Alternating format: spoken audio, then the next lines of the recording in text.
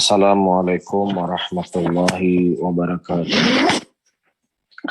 Alhamdulillah, alhamdulillah hamdan katsira thayyiban mubarakan fih, mubarakan alaih kama yuhibbu rabbuna wa yarda. Wa usalli wa usallim ala nabiyyina al-karim Muhammadin wa ala alihi wa ashabihi wa man tabi'ahum bi ihsanin ila yaumiddin. Saudara-saudaraku, kaum muslimin dan kaum muslimat rahimani rahimakumullah, alhamdulillah pada sore hari ini atau pada hari ini Allah Subhanahu wa taala kembali mempertemukan kita, tentunya masih pada lanjutan pembahasan kitab Aqidatus Salafi Ashabil Hadis, dan kita sudah berada di akhir-akhir kitab.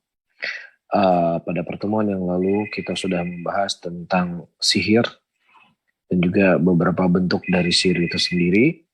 Adapun pada hari ini kita akan membahas ya tentang permasalahan al-ahkam. Sihir sudah kita baca atau belum? Insyaallah sampai poin 223 Ustaz pekan lalu. Oh 223 ya. Oke. Kurang 3 poin gitu insyaallah. Taib, kita baca. Taib. Kemudian pada poin 220 disebutkan oleh Imam Sabuni rahimahullah, wa idza wasafa ma yakfuru bihi ustutiba fa innahu fa intaba wa ila dhribat unuquh. Nah, apabila disifati dari sihir-sihir tersebut apa yang di dalamnya mengandung kekufuran, maka dimintai untuk taubat. Kalau seandainya dia bertobat, maka diterima taubatnya. Kalau seandainya dia tidak bertobat, maka dhribat unuquh, maka harus disembelih kepala, harus dipenggal kepalanya. Tentunya permasalahan-permasalahan seperti ini ya sebagaimana yang telah kita singgung pada pertemuan yang lalu, para hadirin dan hadirat, di dalam pendapat ulama ya, sihir itu ada yang bentuknya bisa mengeluarkan seseorang dari Islam, ada sihir yang tidak mengeluarkan seseorang dari Islam. Sihir yang mengeluarkan seseorang dari Islam, dia bermuamalah dengan syaitan, dia berkhidmat dengan syaitan, ya, dan kemudian dia melakukan perbuatan-perbuatan kekufuran untuk mendapatkan keahlian atau mendapatkan kesaktian dari iblis, maka ini bisa mengeluarkan seseorang dari Islam. Tetapi kalau seandainya sihir penyihir palsu yang dia mengaku dia punya kelebihan ini, punya kelebihan itu dan sebagainya, dan sebenarnya itu adalah kebohongan yang mana dia ingin menipu manusia dan ingin memakan harta manusia dengan batil, maka ini merupakan dosa besar tetapi tidak dihukumi dengan kekufuran. Dan di sana para ulama sebagaimana disebutkan dalam poin ini menyebutkan bahwasanya orang yang mereka berkutat dengan sihir dan melakukan perbuatan-perbuatan sihir, itu hukumnya lah dipenggal kepalanya. Tapi kenapa dipenggal kepala? Karena pertama dia telah membuat sebuah pelanggaran dan kriminalitas yang sangat besar. Ya, di mana dia telah menduakan Allah Subhanahu wa taala. Allah Subhanahu wa taala satu-satunya zat yang dia ibadahi, yang kemudian dia menyerahkan ibadahnya hanya untuk kepada Allah, bertawakal hanya kepada Allah, takut hanya kepada Allah, dia menyembelih hanya untuk Allah dan seterusnya. Nah, tukang sihir ya ketika dia ruku dan sujud atau ibadah apapun yang dilakukan, ya dia tidak menyerahkan kepada Allah, tapi dia serahkan kepada iblis, dia serahkan kepada syaitan, ketakutannya kepada syaitan, pengharapannya kepada syaitan. Ya, sehingga dari bab ini tukang sihir itu disebut juga sebagai musyrik. Ya, ketika dia menyekutukan Allah Subhanahu wa taala. Dan kemudian yang kedua, dia telah membuat kerusakan di tengah-tengah manusia. Ya, suami istri yang tadinya dalam keadaan akur, suami istri yang tadinya dalam keadaan baik-baik saja, ya kemudian disihir, dipelet, ya dengan pelet-pelet tertentu dalam ilmu-ilmu sihir tersebut, kemudian terpisahlah antara suami dan istri tadi. Dan ini sebagaimana Allah Subhanahu wa taala sebutkan dalam Al-Qur'an, yufarriquna bainal mar'i wa zaujih, yang mana sihir yang dia miliki tersebut memisahkan di antara suami dengan istri. Wa idza wasafa ma laysa bi kufrin aw takallam bima la yafham nuhiya anhu fa in ada uzra. Nah, apabila sihirnya apa yang dalam sihir tersebut tidak ada mengandung kekufuran, ya, atau dia berbicara suatu pembicaraan yang nggak bisa difahami, biasa tukang sihir seperti itu kan, dia jambi-jambi, bahasa-bahasanya yang aneh-aneh, ya, Maka dilarang orang tersebut melakukan perbuatan tadi. Fain ada uzra. Nah kalau seandainya dia kembali dengan perbuatan sihir tadi, yang tetapi tidak disifati dengan sifat kekufuran, maka diberikan hukuman kepadanya. Ya, diberikan hukuman apakah dicambuk, apakah dipenjara, atau yang semisalnya. Ya, dan para hadirin dan hadirat, justru terkadang di tengah-tengah komunitas atau di tengah masyarakat, ya, di mana ingin ada kejelasan mana dukun yang asli, mana dukun yang palsu. Nah, kalau pandangan mereka, dukun asli inilah yang perlu untuk dilestarikan. Nah, dukun palsu yang perlu ditertibkan. Nah, secara pandangan kita dalam agama kita, dalam agama Islam, ya dua-duanya jelek. Dua-duanya adalah kemaksiatan, dua-duanya adalah keburukan. Tetapi dukun palsu, ya dukun gadungan, itu jauh lebih baik daripada dukun yang benar-benar dukun yang asli. Karena dukun yang asli dia akan bermuamalah dengan syaitan, dia akan berkhidmat kepada iblis dan yang semisalnya. Yang kemudian dia menyerahkan beberapa bagian ibadah kepada iblis tersebut.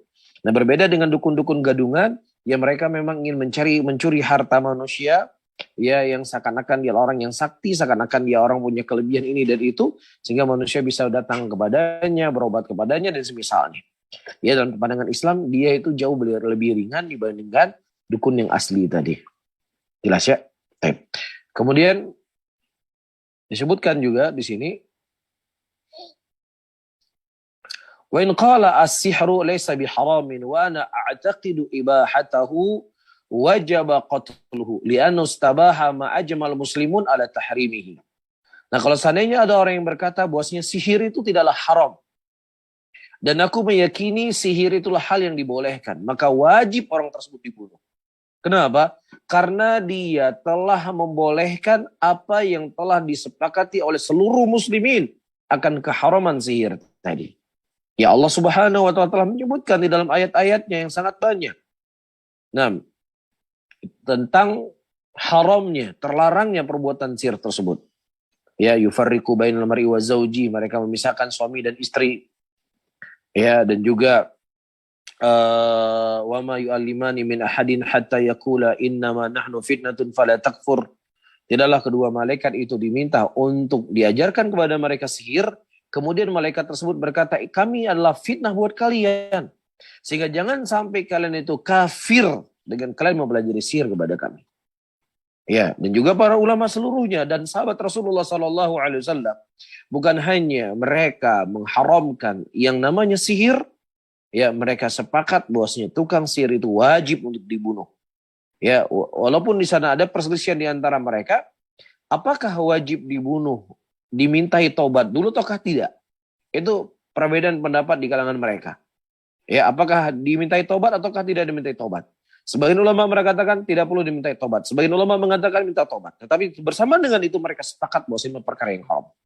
Jelas? Nah, siapa yang kemudian datang orang belakangan tiba-tiba mengatakan bahwa sihir itu tidak haram, ya saya meyakini sihir itu boleh, ini cuma sekadar trik, ini cuma sekadar ini dan itu, dan ini sekadar apalagi dengan nama budaya, yang memang sudah menjadi kebiasaan di negeri kita, bahwasanya ini adalah budaya yang telah merakyat di tengah kita, maka ini adalah hal yang bentuk melestarikan apa yang menjadi leluhur kita. Naudzubillah. Ya, bumi ini bukan milik leluhur kita, perlu kita ketahui. Bumi ini milik Allah. Iya, dan hukum Allah lah yang pantas untuk diterapkan di negeri, di buminya Allah Subhanahu wa ta'ala, bukan hukumnya manusia. Ya, bukan pikirannya manusia, apalagi hal-hal yang datang dari manusia itu adalah hal yang kejelekan seperti kita sebutkan tadi. Apa yang mau dilestarikan dari sihir? Ya, sihir itu di dalamnya ada pelet-pelet, orang-orang dimudorotkan dengan sihir tadi. Ya, dibuat orang sakit, dibuat orang benci dengan orang yang dicintai. Ya, memisahkan suami dan istri. Apa yang mau dilestarikan? Semuanya adalah kejelekan, semuanya adalah kerusakan. Ya, min wa ila, seluruhnya adalah keburukan. Ya, maka orang-orang yang memiliki hatilah ya kan bisa menerima bahwa ini merupakan keburukan.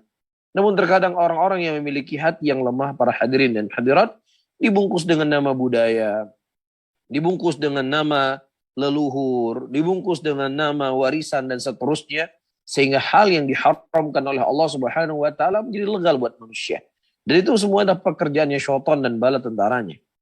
Ya, pekerjaan syaitan dan bala tentaranya, mereka akan membungkus hal-hal yang batil dengan kalimat-kalimat yang indah. Nasallallahu salamata wal afiyah. Baik, kita lanjutkan. Tapi kita masuk pada bab yang baru, bab fil ahkam. Beberapa masalah tentang hukum.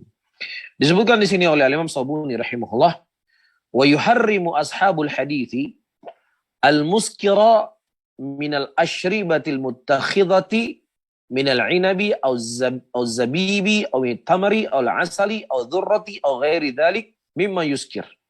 Wa yuharrimuna qalilahu wa kathira. Ashabul hadis, mereka mengatakan atau mereka berpendapat haramnya minuman yang memabukkan yang diambil dari anggur, ya, dari inab atau zabib, dari anggur kering, atau dari kurma, ataukah dari madu, atau yang selain darinya. Dari hal-hal yang bisa memabukkan. Dan haramnya zat yang memabukkan itu sedikit ataukah banyak. Maksudnya, ini minuman keras. Minuman keras. Iya. Kalau minuman keras tadi kita minum 1 sendok, kita tidak akan mabuk. Baik. Nah, walaupun kita minum minuman keras 1 sendok tidak mabuk, tetapi kalau asal dari minuman itu adalah hal yang telah mengandung zat yang memabukkan, maka sedikit ataukah banyak itu hukumnya haram. Bisa dipahami ya? Jadi bukanlah minuman keras itu akan menjadi haram kalau kita mabuk, kalau kita minum sampai kita mabuk. Tidak. Kalau memang asalnya dia adalah sesuatu yang memabukkan, sedikit kita minum, ataukah banyak lebih lagi, tetap itu hukumnya haram. Walaupun di sana ada beberapa khilaf di kalangan para ulama, ya, ada sebagian para ulama yang mereka mengatakan bahwasannya yang haram, ya, khamar itu terbuat dari anggur saja. Ya, adapun di sana ada sesuatu yang memabukkan, yang tidak terbuat dari anggur, maka itu hukumnya halal selama tidak menjadi mabuk. Saya ulangi. Ada sebagian para ulama, mereka berpendapat yang haram minuman keras itu adalah minuman keras yang berasal dari anggur. Tetapi kalau seandainya di sana ada zat yang bukan terbuat dari anggur dan dia memabukkan, maka hukumnya halal. Ya, selama ya tidak memabukkan ketika dia minum. Kita anggaplah ini misalnya ada minuman keras yang bukan terbuat dari anggur. Baik. Nah, kita minum 1 teguk. Nah, 1 teguk kita minum itu tidak akan memabukkan kita. Maka kata mereka itu hukumnya halal. Kapan menjadi haram? Menjadi haram ketika kita minum dengan batasan itu ya telah memabukkan. Maka itu baru hukumnya haram. Tapi kalau seandainya dia cuma 1 teguk, 1 sendok yang tidak memabukkan, maka dia tidak dikatakan haram. Ini pendapat sebagian para ulama. Iya. Namun telah datang sesuatu yang qat'i dari Nabi kita Muhammad sallallahu alaihi wasallam. Segala sesuatu yang memabukkan itu hukumnya haram, sedikit ataukah banyak. Ini sifatnya qat'i. Nah, para ulama ya mereka mengatakan halalnya atau halalnya minuman keras selama bukan terbuat dari anggur dengan rincian yang saya sebutkan tadi, maka bisa saja terkadang hadis Nabi itu tidak sampai kepada mereka. Bisa saja. Nah, kalau seandainya ada hadis Nabi yang sampai kepada mereka tentang penyebutan haramnya mutlak sesuatu yang memabukkan, pasti mereka akan mengatakan sami'na wa ata'na.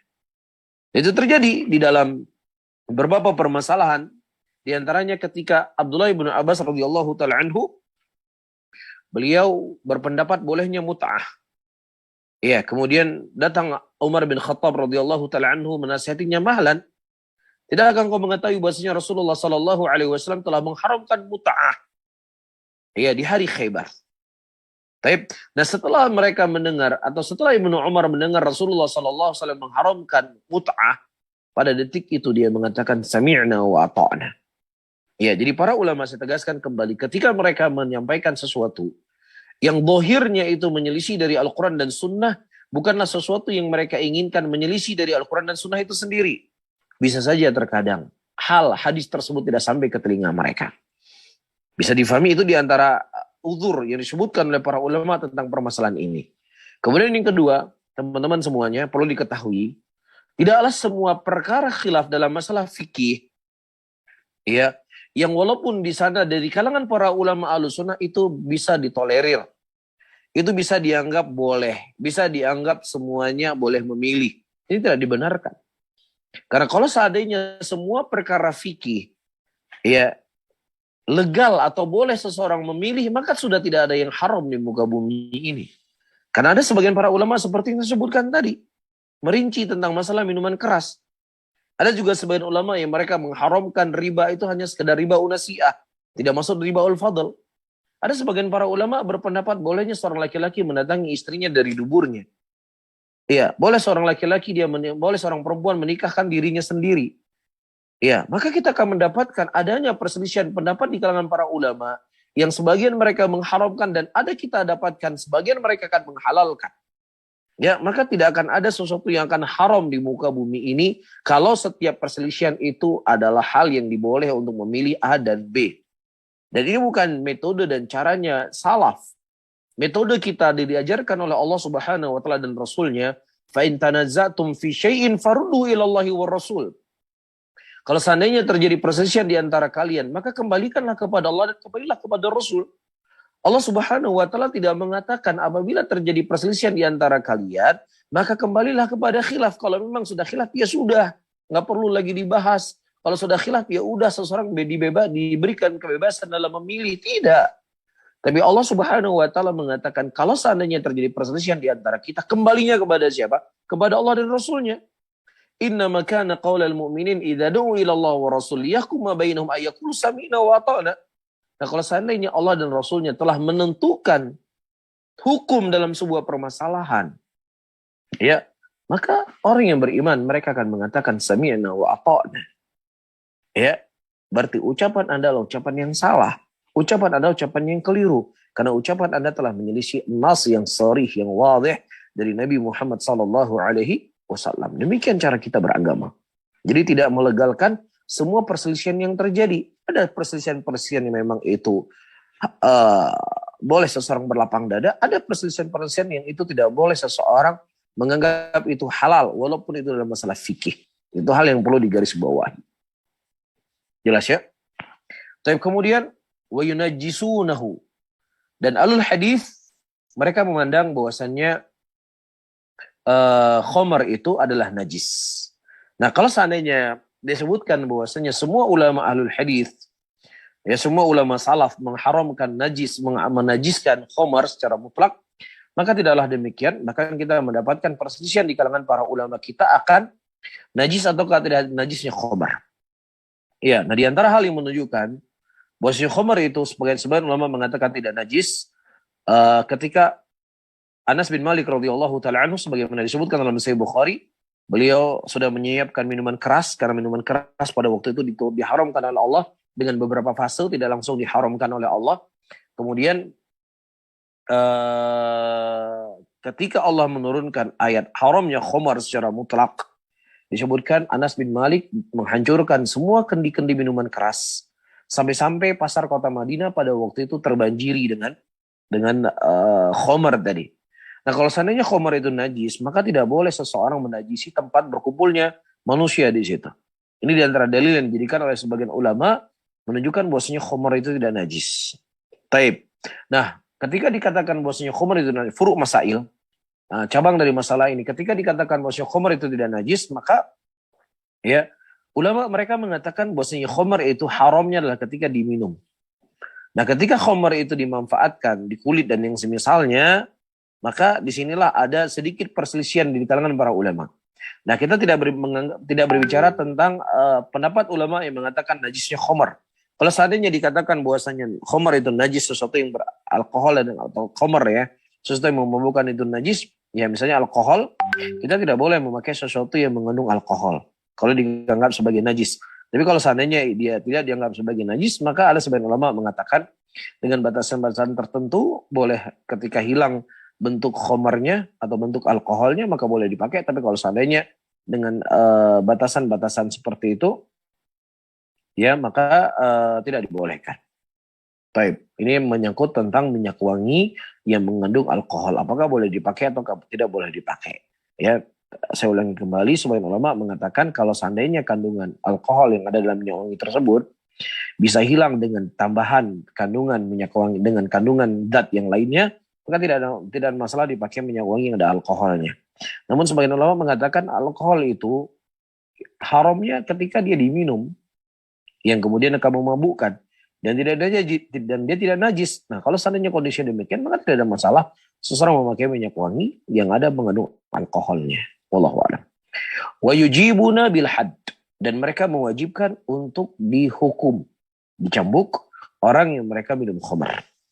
Baik. Wa yarawna al-musara'ata ila adai salawat wa iqamataha, dan mereka memandang bersegeranya untuk menunaikan salat dan menegakkannya di fi awail awqat afdal min ta'khiriha ila akhir awqat. Ya, dan menegakkan salat di awal waktu itu lebih baik daripada mengakhirkan salat di akhir waktu. Ya, walaupun hal yang seperti ini menyelisih pendapat sebagian para ulama, di antaranya Abu Hanifah rahimahullah. Dan selain dari beliau mengatakan bahwasanya salat asar dan salat subuh itu afdolnya diakhirkan dari waktunya. Tetapi ini adalah hal yang menyelisih apa yang kita ketahui dari hadis Nabi SAW dan juga sebagaimana dijelaskan di sini oleh Al-Imam Sabuni rahimahullah, di mana para ulama hadis memandang bahwasanya waktu yang afdol untuk salat adalah di awal waktu. Dan juga sebagaimana datang hadis dari Nabi SAW, ayu a'malil afdal qala as-salatu ala waqtiha. Apa amalan yang paling afdal? Kemudian Nabi SAW mengatakan salat di awal waktunya, kecuali di salat isya. Ya, di salat isya atau ketika kondisi cuaca sangat panas di waktu zuhur, yang mana seseorang ketika kondisinya sangat panas tidak bisa konsen dia dengan salatnya, ya maka dalam kondisi seperti ini boleh untuk diakhirkan salat zuhur sampai matahari itu mulai mendingin. Dan ini sebagaimana hadis yang datang dari Nabi kita sallallahu alaihi wasallam, di antaranya Rasulullah sallallahu alaihi wasallam pernah suatu malam di salat isya beliau keluar dalam keadaan terlambat, sampai-sampai wanita sudah mulai tidur dan laki-laki yang menunggu Rasulullah di masjid sudah mulai juga seperti mereka sudah mulai tertidur sambil mereka duduk. Kemudian Nabi sallallahu alaihi wasallam mengatakan, kalau seandainya tidak memberatkan umatku, maka niscaya aku akan mengakhirkan sholat dari waktunya. Sehingga dengan ini para ulama mengatakan hukum sholat isya itu lebih baik diakhirkan. Tapi kalau seandainya dengan diakhirkan sholat isya di akhir waktu, yang mana orang-orang mungkin tidak akan ke masjid, ya masjid akan sepi, maka kembali kepada hukum asal. Karena kaidah di sana para ulama, al-amalan mafdul terkadang muqaddam minal fadil. Amalan yang di bawahnya sebuah kemuliaan itu terkadang lebih dikedepankan daripada amalan yang lebih mulia. Taib, sebagaimana hadis yang datang sangat banyak sekali konteks hadisnya. Di antaranya Rasulullah SAW, beliau menghasung seseorang untuk menikahi perawan. Tetapi yang dinikahi oleh Nabi SAW pada waktu itu adalah para janda. Hanya satu orang istri Nabi SAW yang dinikahi secara perawan. Ya, nah secara hukum asal menikah perawan itu baik. Ya, tetapi dalam kondisi tertentu al-mafdul muqaddam minal fadil. Sesuatu yang di bawahnya mulia itu terkadang lebih dikedepankan daripada yang lebih mulia. Nah, salat di akhir waktu isya itu mulia. Ya, daripada kita salat di awal waktu di salat isya. Tapi dengan kita mengakhirkan salat isya di akhir waktu, yang mana dikhawatirkan orang akan meninggalkan salat berjamaah, ya, dan kondisi-kondisi yang lainnya, apalagi zaman sekarang orang bekerja dan sebagainya, maka dalam kondisi seperti ini maslahat untuk mengakhirkan salat itu tidak didapatkan. Maka dalam kondisi seperti ini lebih baik untuk dimajukan salatnya dan bisa berkumpul semua muslimin untuk salat di awal waktunya. Jelas ya? Wa yujibuna qira'at al-Fatihatil kitab khalfal imam. Dan mereka ahlul hadis mewajibkan membaca Al-Fatihah di belakang imam. Ya, apakah kewajiban itu pada salat sirriyah ataukah kewajiban itu pada salat jahriyah? Yang penting ya makmum itu harus membaca Al-Fatihah. Dan wallahu a'lam bishawab, zahirnya di sini muallif rahimahullahu taala memandang wajibnya membaca Al-Fatihah dalam keadaan sirran atau jahran. Apakah dalam keadaan salatnya sir ataukah dalam keadaan salatnya jahriyah.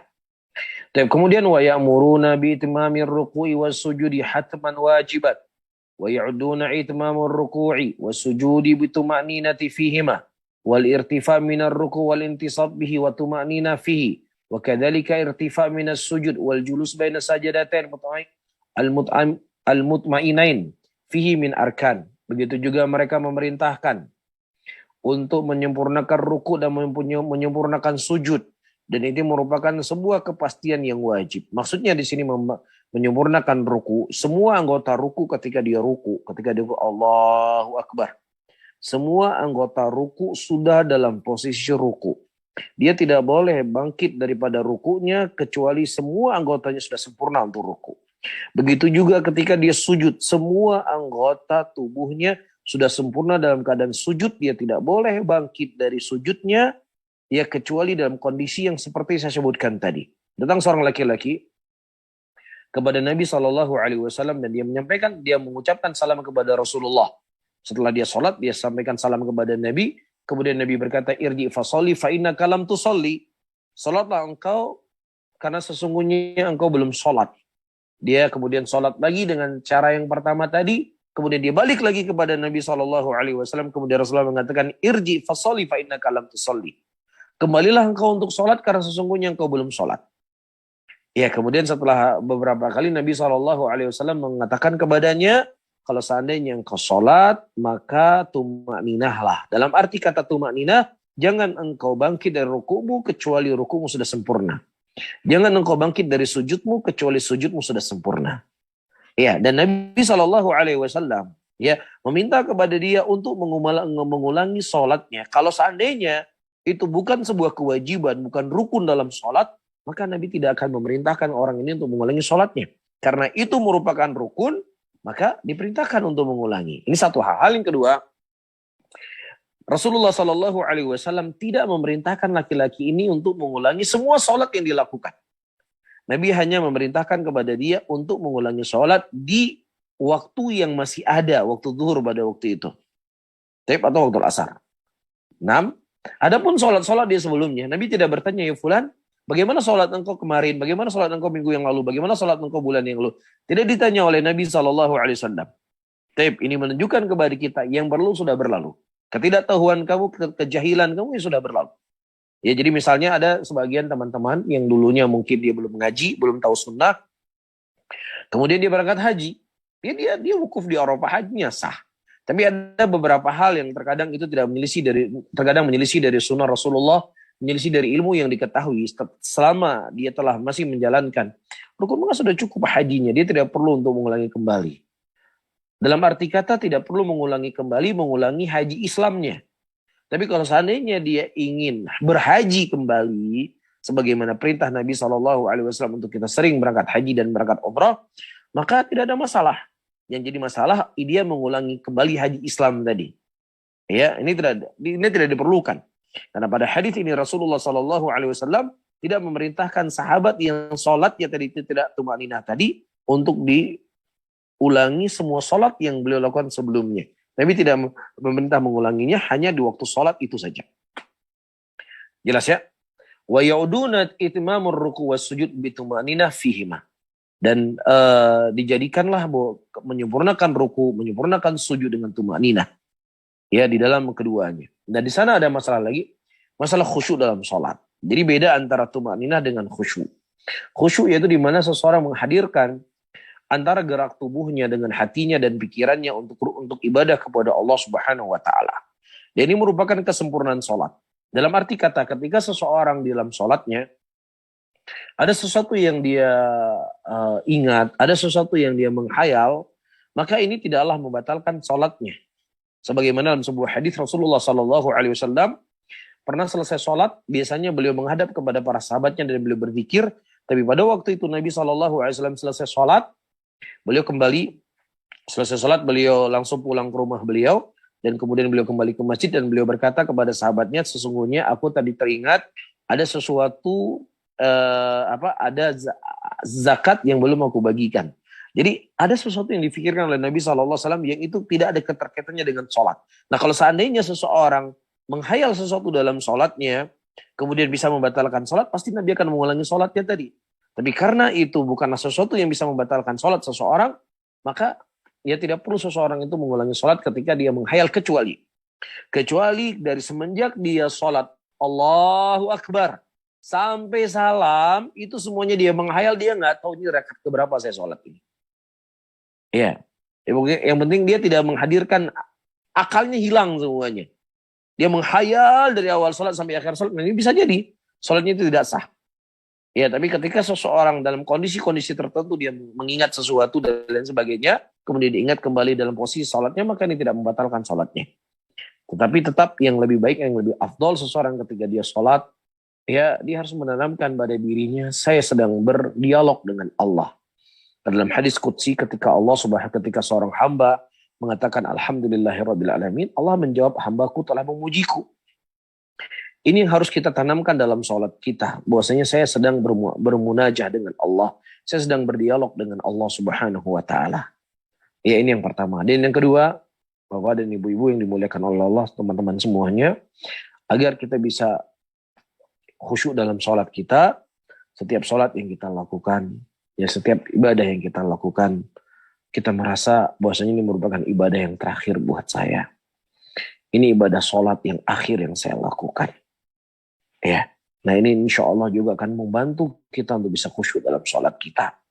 Dan yang ketiga, kita selalu harus menjadi sesuatu keyakinan yang harus kita tancapkan dalam qalbu kita, bahwasanya sholat adalah amalan yang pertama kali diperiksa oleh Allah Subhanahu wa taala. Yang apabila baik sholatnya, maka akan baik seluruh ibadahnya. Tapi kalau seandainya ibadah sholatnya itu jelek, maka dikhawatirkan ibadahnya yang lain juga tidak akan baik. Bisa difahami? Nah ketika kita tertanam pada diri kita, bahwasanya ini adalah ibadah yang akan diperiksa oleh Allah, maka dia akan terus selalu memperbaiki sholatnya. Apakah dari sisi gerakannya, gerakan fisiknya, jangan juga gerakan hatinya, yang dimana dia selalu ingin fokus kepada Allah Subhanahu wa taala dari segala pikiran di dalam salatnya tersebut. Kemudian wal irtifa minar ruku wal intisab minhu wa tumanina fihi. Begitu juga ketika dia bangkit dari rukunya, dia i'tidal. Dia tidak langsung sujud ya sampai semua anggota i'tidalnya itu sudah sempurna. Begitu juga ketika dia bangkit dari rukunya, dia tidak akan, begitu juga dalam sujudnya ya. Intisab minhu wa tumanina. Oh, sujud dari disebut saja disebut wa irtifa minar ruku'i wal intisabi minhu wa tumanina fihi. Maksudnya i'tidalnya itu harus sempurna. Jangan dia sebelum sempurna i'tidalnya sudah dia sujud. Ini tidak dibenarkan. Bahkan sholatnya tidak sah sebagaimana hadis yang kita sebutkan tadi. Wa kadzalika irtifa minal sujud. Baru disebutkan. Demikian pula ketika dia bangkit dari sujudnya. Allahu Akbar. Ketika dia bangkit dari sujudnya. Jangan sampai semua anggota tubuh ya sudah sempurna dalam keadaan dia bangkit dari sujudnya, dia sudah sujud kembali. Makanya tidak dibenarkan. Ini tidak dibolehkan. Wal julus baina sajadatain, dan juga duduk di antara dua sujud, itu juga harus mutmainain dalam keadaan tumakninah. Karena ini merupakan rukun dari rukun sholat. Jelas? Nah, lewat. Min arkani sholah allati la tasihu illa biha. Itu semua adalah rukun sholat yang tidak sah sholat kecuali dengan rukun yang kita sebutkan tadi. Kita lanjutkan. Bab fi adabi ahli hadithi. Bab adabnya ahli hadis. Bab adabnya seorang penuntut ilmu. Ketika seseorang menghiasi dirinya dengan ilmu, ya maka di antara hal yang perlu diperhatikan oleh seseorang akan adanya perbedaan adab dirinya sebelum dia belajar dengan setelah dia belajar. Umar bin Khattab radhiyallahu taala anhu, sebelum beliau mengenal Islam, sebelum beliau mendapatkan hidayah, dia sangat benci dengan Rasulullah sallallahu alaihi wasallam. Bahkan dia ingin membunuh Nabi Muhammad sallallahu alaihi wasallam. Tapi setelah beliau mendapatkan hidayah, Beliau rela, beliau yang dibunuh asalkan Nabi SAW bisa selamat. Itu efek daripada ilmu yang dimiliki oleh seseorang. Ya, ilmu tidak hanya menambah hafalannya. Ilmu bukan hanya menambah Al-Quran yang dia baca. Ilmu bukan hanya menambah ya atau bertambah panjang jenggotnya. Tapi dari ilmu itu sendiri, para hadirin dan hadirat rahimani rahimakumullah, ada adab yang dia harus perbaiki. Apakah adab dia dengan Allah Subhanahu wa taala ataukah adab dia dengan manusia? Maka disitulah akan berefek dan akan berkah ilmu yang dia punya. Tapi kalau seandainya dia hanya sekadar menghafal maklumat, dalam masalah ini dah khilaf ulama sekian. Dalilnya sekian, dalilnya ini, dalilnya itu. Oh, dalam masalah itu adalah ucapan yang batil. Menunjukkan kebatilan ucapan tersebut karena demikian. Masya Allah, maklumatnya itu luar biasa. Tetapi adab dia dengan Allah nggak baik. Ya, adab dia dengan manusia sangat jauh dari standar seorang penuntut ilmu. Maka ilmu itu kita khawatirkan sebagaimana kata Nabi SAW, hujjatun laka wa alaik. Ilmu itu, Al-Quran itu bisa menjadi pegangan buat kita supaya kita tahu mana hak dan batil. Dan terkadang Al-Quran itu juga bisa menjadi musuh untuk kita kelak di yaumul qiyamah.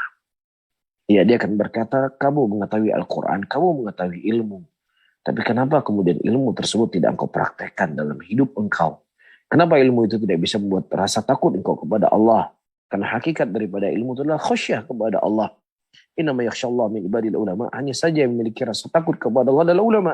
Di ulama disifati oleh Allah Subhanahu wa taala dengan sifat yaitu takutnya mereka kepada Allah Subhanahu wa taala. Maka di sini di antara adab para penuntut para penuntut ilmu wa yatawassawna biqiyamil lail li salati ba'dal manam. Ya, yang sudah menjadi ciri khasnya ulama al-hadis, mereka saling berwasiat untuk sholat malam. Ya, setelah mereka tidur, sholat tahajud. Ya, karena ini merupakan da'bul alamiya. Ini merupakan ciri khasnya para nabi. Dan ini juga merupakan ciri khasnya para ulama. Dan ini merupakan sebenarnya standarnya seorang penuntut ilmu. Ya, mereka tidak meninggalkan sholat malam. Walaupun mungkin hanya 1 rakaat, sholat witir yang menutup sholat malam. Tapi terkadang subhanallah, para hadirin hadirat, semakin umur kita bertambah, semakin banyak ilmu yang kita ketahui. Ya, ilmu itu terkadang ya sholat malam itu kan gak wajib. Seseorang ketika dia meninggalkan dia gak berdosa. Nah, kita terkadang setiap ilmu yang kita ketahui, setiap ilmu yang kita pelajari, tujuannya adalah apakah ini adalah kewajiban ataukah bukan wajib. Berarti kalau saya seandainya wajib, saya tidak perlu tidak perlu mengerjakan karena nggak menjadi sebuah dosa. Kadang kita menuntut ilmu tujuan kita seperti itu. Tetapi dulu para ulama salaf, para sahabat Rasulullah SAW, mereka para hadirin dan hadirat rahimani wa rahimakumullah tidaklah ya menuntut ilmu kecuali ilmu itu untuk mereka amalkan. Ya, memang dibahas ini hukumnya wajib ataukah bukan wajib. Tetapi ketika mereka mengetahui itu bukan wajib, bukanlah mereka meninggalkan perbuatan tersebut, tetapi mereka berusaha untuk apa? Untuk apa? Mereka berusaha untuk menjalankannya. Apakah itu wajib ataukah tidak? Yang penting ini perbuatan diamalkan oleh Nabi SAW, maka saya akan berusaha untuk mengamalkannya. Baik. Dan juga wabisilatil arham. Dan juga mereka saling berwasiat untuk menyambung tali silaturahmi. Ya, untuk menjaga hubungan kekeluargaan. Maka sebagaimana yang telah kita maklumi, ilmu yang dimiliki oleh seseorang, yang efek ilmu itu pertama kali harus didapatkan oleh orang-orang yang terdekat dengan dia. Ya, dengan ibunya, dengan bapaknya, dengan istrinya, dengan anak-anaknya. Itu standar seorang penuntut ilmu seharusnya. Ya, jadi ilmu itu berbekas. Ya, istrinya tambahan semakin nyaman dengannya, suaminya semakin nyaman dengannya, anak-anaknya semakin nyaman dengannya, keluarganya semakin nyaman dengannya. Ya, karena efek ilmu tadi. Tapi kalau seandainya semakin kita belajar, semakin kita lama dalam menuntut ilmu, Kemudian orang-orang di sekitar kita semakin tidak nyaman dengan kita, bukan karena agama yang kita bawa, bukan karena keyakinan yang kita bawa terkadang, tetapi bawaan kita yang terlalu berlebih-lebihan dalam menyikapi sesuatu. Maka ini sebuah kesalahan. Kalau kita melihat kehidupan Nabi kita Sallallahu Alaihi Wasallam sebagai seorang ayah, beliau adalah ayah yang sangat baik kepada anak-anaknya. Ya, Rasulullah Sallallahu Alaihi Wasallam beliau sakit pada waktu itu. Yang sakit itu membuat beliau meninggal. Datang Fatimah radhiyallahu taala anha. Ya, dalam kondisi menanggung rasa sakit, Rasulullah Sallallahu Alaihi Wasallam bangkit dari tempat tidurnya dan beliau menyambut putri kesayangan beliau. Disambut. Ya, anak beliau. Bahkan pernah dalam suatu kesempatan Ali radhiyallahu taala anhu pada waktu itu ingin menikah dengan seorang wanita. Rasulullah masih hidup, Fatimah juga masih hidup pada waktu itu. Kemudian anaknya Abu Lahab setelah mendengar Fatimah radhiyallahu taala anhu dipoligami, Rasulullah sallallahu alaihi wasallam beliau berkhutbah, menyampaikan khutbah. Di antara khutbah yang disampaikan oleh Nabi sallallahu alaihi wasallam, aku tidak rela Fatimah radhiyallahu taala anha dipoligami. Kalau seandainya engkau ingin menikahi dengan perempuan tersebut, maka ceraikan anak saya, kata Rasulullah sallallahu alaihi wasallam. Nah, alasan yang pertama, karena Ali pada waktu itu beliau ingin menikah dengan anaknya Abu Lahab. Dan Rasulullah mengatakan anaknya musuh Allah tidak akan mungkin bisa bersatu dengan anaknya nabinya Allah Subhanahu wa taala. Dan ucapan Nabi sallallahu alaihi wasallam ini wahyu yang datang dari Allah, bukan hanya sekedar sesuatu pembelaan atau pelarangan yang datang dari diri Nabi, tidak, itu wahyu datang dari Allah. Ya, pertama anaknya Abu Lahab, walaupun dia anak putrinya Abu Lahab muslimah, tetapi anaknya seorang Nabi nggak mungkin bisa dikumpulkan menjadi dengan anak seorang musuhnya Allah. Itu yang pertama. Yang kedua, Fatimah radhiyallahu taala anha, beliau sudah terlalu banyak beban hidup beliau. Ya, ibu beliau meninggal, saudara laki beliau juga meninggal semuanya, saudara perempuan beliau juga meninggal. Beliau hidup dengan beliau dan bapaknya dari sisi keluarga. Sehingga Nabi SAW tidak ingin membebani Fatimah itu lebih banyak. Ya, tidak ingin membuat Fatimah itu semakin berat hidupnya beliau. Makanya beliau melarang Ali bin Abi Thalib untuk poligami pada waktu itu. Nah, setelah meninggal Fatimah radhiyallahu taala anha, baru setelahnya Ali radhiyallahu taala anhu beliau poligami. Ini bentuk kasih sayang Rasulullah sallallahu alaihi wasallam, dan bukanlah difahami di sini haramnya atau tidak bolehnya poligami, karena Rasulullah sallallahu alaihi wasallam sendiri beliau poligami. Tapi maksudnya di sini ada pandangan-pandangan atau ada hal-hal yang perlu diperhatikan oleh Ali bin Abi Thalib radhiyallahu taala anhu terkait dengan putri beliau Fatimah radhiyallahu taala anha. Dan di sana juga disebutkan nas-nas yang lainnya bagaimana kasih sayang Nabi sallallahu alaihi wasallam dengan kerabat beliau, dengan orang-orang yang terdekat dengan beliau. Ketika meninggal Hamzah radhiyallahu taala anhu, Sayyidus Syuhada, pemimpinnya para syuhada yang dibunuh oleh Wahsy, yang kemudian akhirnya Wahsy itu masuk Islam.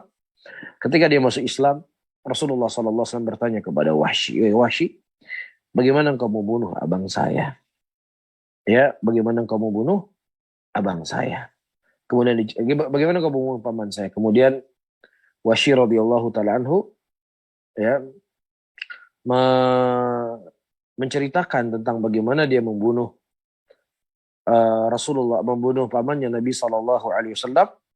Kemudian setelahnya Rasulullah berkata, Wahsy, mulai hari ini aku tidak mau lagi melihat engkau. Aku tidak mau lagi melihat engkau mulai hari ini. Ya, karena ketika Rasulullah melihat Wahsy, beliau khawatir beliau akan kembali mengenang dan teringat dengan paman yang sangat beliau cintai. Ya, dan bahkan Abu Thalib, yang itu juga merupakan kerabatnya Rasulullah SAW secara nasab, tapi bukan kerabatnya Rasulullah secara agama. Ya, di detik-detik beliau meninggal, beliau terus menasihati Abu Thalib agar bisa masuk Islam, tapi Abu Thalib tetap tidak masuk Islam. Allah mengatakan dalam ayatnya, innaka la tahdi man ahbabta walakinnallaha yahdi man yasha. Sesungguhnya engkau tidak bisa memberikan hidayah kepada siapa yang kau cintai, tetapi Allah lah berikan hidayah kepada siapa yang Allah kehendaki. Allah menyebutkan Abu Thalib, pamannya Rasulullah, dengan orang yang kau cintai. Ini menunjukkan kepada kita para hadirin, Nabi SAW sangat memperhatikan orang-orang yang menjadi kerabat dekat beliau. Ya, ada perhatian yang beliau berikan. Maka kita sebagai seorang penuntut ilmu, sebagai orang yang mengaku mengikuti jalannya para salaf, maka ini hal yang penting untuk kita ketahui. Terkadang mohon maaf, ya kita punya anak kita itu nggak kenal dengan sepupunya sendiri. Anak kita itu nggak kenal dengan pamannya sendiri. Anak kita tuh nggak kenal dengan bibinya kita sendiri, dengan bibinya sendiri. Maka ini sebuah kesalahan, ini sebuah kekeliruan. Ya, karena menyambung tali silaturahmi, ya menjaga persaudaraan dan menjaga daripada keturunan itu, maka inilah bagian daripada ajaran Islam itu sendiri. Ya, maka hal yang seperti ini perlu diperhatikan. Ya, antum yang punya anak-anak, apalagi sebagian teman-teman merantau ke luar negeri, ya, yang saudara besarnya, yang keluarga besarnya ada di Indonesia, perlu diperkenalkan. Apalagi di zaman sekarang ini ada Zoom seperti ini, ada yang di Arab Saudi, ada yang di Amerika, ada yang di Jerman mungkin, ada yang di Belanda, ada yang di Indonesia. Kita bisa berkomunikasi, kita bisa membangun pembicaraan, maka tentunya tidak ada masalah walaupun tidak ada pengajian. Ya, teman-teman semuanya buat acara Zoom keluarga, silaturahmi, dia jaga batasan-batasan syariatnya. Setidaknya dia kenal, anak kita mengenal siapa keluarganya. Ya, karena ini hal bagian dari agama yang harus dijaga. Taib. Dan kemudian diantaranya juga adalah menyebarkan salam. Menyebarkan salam adalah sebuah kebaikan. Bahkan kebaikan yang ganjarannya sangat besar di sisi Allah Subhanahu wa taala. Rasulullah sallallahu alaihi wasallam menyebutkan dalam hadisnya, la yadkhul jannah hatta tu'minu wa la tu'minu hatta tahabbu. Ya, kalian tidaklah dikatakan sebagai, kalian tidak akan masuk dalam surga kata Nabi sampai kalian beriman. Dan tidaklah kalian dikatakan sebagai orang yang beriman sampai kalian saling mencintai di antara kalian. Kemudian Rasulullah SAW ditanya, ya Rasulullah. Dan kemudian Nabi berkata kepada mereka, maukah aku tunjukkan kepada kalian sebuah perkara yang apabila kalian melakukannya, kalian saling mencintai satu dengan yang lainnya. Kemudian kata Rasulullah SAW, sebarkan salam di antara kalian. Berapa banyak permusuhan ya yang terjadi antara A dan B, atau berapa banyak kesalahpahaman antara seorang dengan orang yang lainnya, sekedar dia mengucapkan Assalamualaikum warahmatullahi wabarakatuh ya akhi. Ya, apakah melalui WhatsApp-nya ataukah melalui pertemuan langsung, terkadang itu bisa mencair gunung es yang telah membatu dalam kalbunya, kebencian kepada saudaranya, cuma sekedar menyebarkan salam. Itulah kehebatan daripada salam itu sendiri. Ya, nah ini adalah salah satu sunnah yang harus dihidupkan. Ya, sampai-sampai Nabi SAW mengatakan, taqra'u salam ala man arafta wa malam ta'rif. Sampaikan salam itu kepada orang yang kau tidak kenal dengan mereka, dengan orang yang tidak kau kenal dari mereka. Orang yang kau kenal dan orang yang tidak kau kenal. Ini terkadang kita kalau, mohon maaf lah ya, ketika berkumpul, hanya mengucapkan salam kepada orang yang kita kenal saja. Ini telah menyelisih apa yang datang dari Nabi kita Muhammad SAW. Maka Ahlussunnah, orang-orang yang mereka menghidupkan atau berjalan di atas jalannya Rasulullah SAW, mereka adalah orang-orang yang berusaha untuk mempraktekkan hal-hal yang sederhana ini, tapi memiliki faedah yang sangat besar. Faedah di dunia dan faedah di akhirat kelak. Bisa difahami teman-teman semuanya. Kemudian wa it'amit ta'am, memberikan makanan. Apalagi kepada orang-orang miskin, apalagi kepada orang-orang yang membutuhkan. Ini merupakan pahala yang sangat besar. Kenapa? Apa hikmah di antara hikmah ya? Allah Subhanahu wa taala mensyariatkan kita puasa agar kita bisa merasakan ya apa yang dirasakan oleh saudara-saudara kita muslimin yang mereka mungkin hidup dalam keadaan kelaparan. Akan ada empati dari kita semuanya ya dengan kondisi dan keadaan lingkungan kita. Kalau lapar itu hal yang gak mengenakan, kalau haus itu hal yang tidak mengenakan, yaitu hal yang berat untuk seseorang. Ya, maka sepantasnya para hadirin dan hadirat ini dimuliakan oleh Allah, dari syariat yang Allah tetapkan kepada kita, sebenarnya ada pelajaran, ada hasungan dari Allah ya untuk kita empati dengan orang-orang di sekitar kita. Dan bentuk empati tersebut adalah memberikan makanan. Maka Rasulullah SAW di antara kalimat yang pertama yang beliau sampaikan ketika beliau datang ke kota Madinah, Rasulullah mengatakan, ya ayuhan nas, wahai manusia, sebarkan salam, berikan makanan kepada orang yang membutuhkan. Ya, dan sambunglah tali silaturahmi dan sholatlah kalian di malam hari dalam keadaan manusia sedang tertidur. Baik. Ya, dan terlebih di acara walimahan. Ini kan momen di antara momen yang kita bisa memberikan makanan kepada orang-orang di acara walimahan. Maka jangan sampai acara walimahan itu dijadikan sebagai ajang untuk balik modal. Ya, ini saya sewa gedung, catering makanan, menghabiskan 100 juta. Ya, nah kalau saya undang orang-orang yang miskin, ya paling dia kasih amplop cuma 10 ribu. Sementara makanan yang dia makan satu porsinya 100 ribu. Saya minus 90 ribu. Ya, maka telah disebutkan bahwasanya makanan yang paling jelek dimakan adalah makanan waliman yang hanya dinikmati oleh orang-orang kaya saja. Ya, maka hal yang seperti ini harus dijauhi. Hal yang seperti ini tidak dibenarkan para hadirin hadirat yang dimuliakan oleh Allah. Tapi seseorang itu memprioritaskan apa yang menjadi hal-hal yang akan bisa memberikan kebaikan untuk dunianya dan memberikan kepada akhiratnya. Maka Rasulullah SAW menyebutkan, ya terkadang Allah Subhanahu Wa Taala memberikan rezeki kepada kalian, memberikan kemudahan kepada kalian karena orang-orang miskin di antara kalian. Mungkin orang kaya, ketika kita kasih makan untuk mereka, ya itu hal yang biasa buat mereka.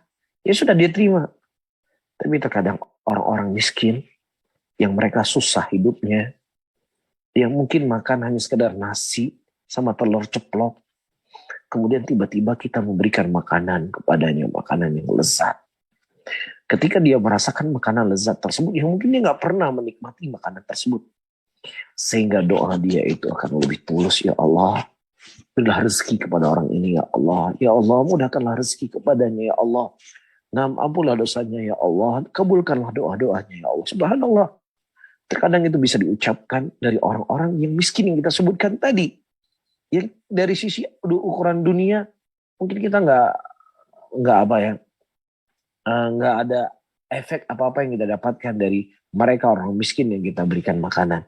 Tapi subhanallah, doa mereka terkadang akan sampai ke langit ketujuh, tembus ke hadapan Allah Subhanahu wa Ta'ala. Maka disebutkan terkadang Allah berikan kebaikan kepada kalian dikarenakan orang-orang miskin di antara kalian. Wallahu a'lam bishawab, teman-teman semuanya, mungkin ini bisa saya sampaikan.